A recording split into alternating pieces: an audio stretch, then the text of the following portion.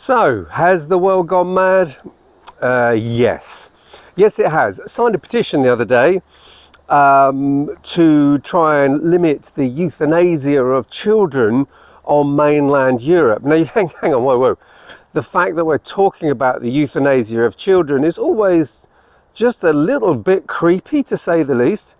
But no, don't worry. It's already the law. They're already killing them. You know, don't believe me, go do your research. But now, out of kindness, they want to make this available to other children who don't qualify to be killed yet.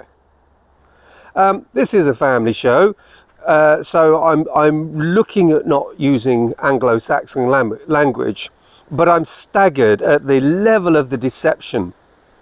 And let me just show you how this works, because it's really important. And I'm seeing Christians get sucked into this in other parts of the argument. There's this whole thing about being holistically pro-life. So you can still be pro-life, but be pro-abortion.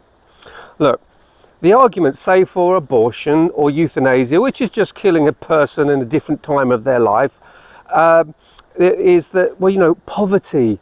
We don't want that child born into poverty. So it's the merciful thing to terminate the pregnancy. We don't say kill the baby, we say terminate the pregnancy.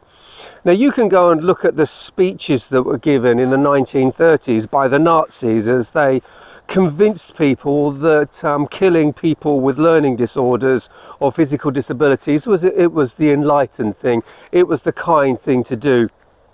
In my opinion, there's no difference there whatsoever. You see, murdering people's not a cure for poverty. There are other cures. You need business, you need investment, you need compassion, you need opportunity, you need education. There's a whole load of things. But killing people's not a cure for poverty. Okay, it's not a cure for anything because the person dies. But now, of course, we have the DIY abortions, so we've now got the mothers are dying as well. That is getting worse. And why would I be opposed to euthanasia? You know, somebody's really suffering and they're in agony and there's no hope for them medically. Why shouldn't they be allowed to end their suffering? Well, I think that's a really fair question, and I think it's worthy of an answer, because in one sense, well, I guess nothing really. I mean, I believe we should preserve life. I believe we should become masters of palliative care.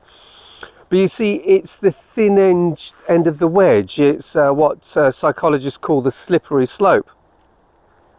Because we start off with letting people with dreadful illnesses who are in total agony end their lives by 3 or 4 days or whatever it may be. But then we take it further and we take it further and we take it further. So you have people now being killed because they hurt a lot. And we are now trying to bring in the killing of children without any sort of parental or child permission. And what we're moving towards is it will be death for any and every reason. And the really alarming bit is who gets to make that decision. And I promise you that will be taken out of the hands of the victim very soon. Well, they're pushing for it already with the children. Well, bless him, he's in his 50s, he's had a good life. You know, it's going to cost a lot to keep him alive. What sort of quality of life? I mean, just one injection, it's all over, the family gets the money. You can imagine the arguments. And you see, we already have it with abortion. That's what we have to remember. Abortion came in really only to, the idea was, you know, if the mother was at genuine risk, yes, but that's not abortion. Now we're talking about which life do we save? Or then they said, well, if she's at risk of real mental trauma. Well, okay, I'm not really comfortable with that one, but I see where you're coming from. But as I read the other day, one mother, because the child has Down syndrome, she was approached on 15 separate occasions where they were trying to pressure her into an abortion, and she's in the delivery room, the baby is on the way, and somebody says to her, oh, you do know, even while the baby's in the birth canal, we can inject the heart with poison and just dismantle it there and then. This is going on, guys. I'm not making this stuff up. And what are we supposed to do? We need to talk about it. I don't think you should go and blow anything up. Don't go and burn any buildings down. Don't really shoot anybody. But we need to be prepared to lose friends. We need to be prepared to stand out and say, actually, the argument is flawed. That is wrong. You know, that is not a clump of cells. That's a human. And that's a human that's made in the image of God. And that child has the right to life. That elderly person has the right to life. When the elderly are sick and they're struggling, let's give them really good palliative care. Let's take care of them. Let's make their life as comfortable and as kind and as generous as possible. Let's take these children where they're born into a place where there aren't options. Well, let's send them somewhere there are. I mean, in the same hospital, we're killing a baby and there's a tearful mum upstairs trying to get pregnant. Come on, guys. We can do this. We're better than this. It's a deception.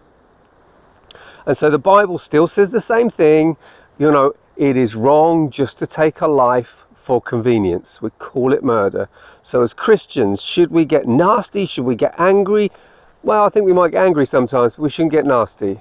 But let's be part of a calm, rational, helpful answer. And if need be, opposition. Because somebody else needs to be talking about this. Have a fantastic day, my friends. I'll talk to you again soon. Bye for now.